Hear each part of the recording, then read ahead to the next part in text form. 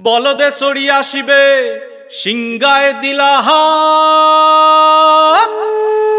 আরে সিংহা শুনি মরতেতে বাজিয়া উঠল ঢাক।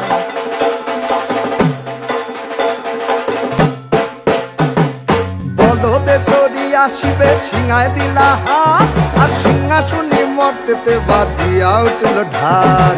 শিবের সনে কার্তিক গণেশ লক্ষ্মী সরস্বতী, আশ্বিন মাসে বাপের বাড়ি আসেন ভগবতী।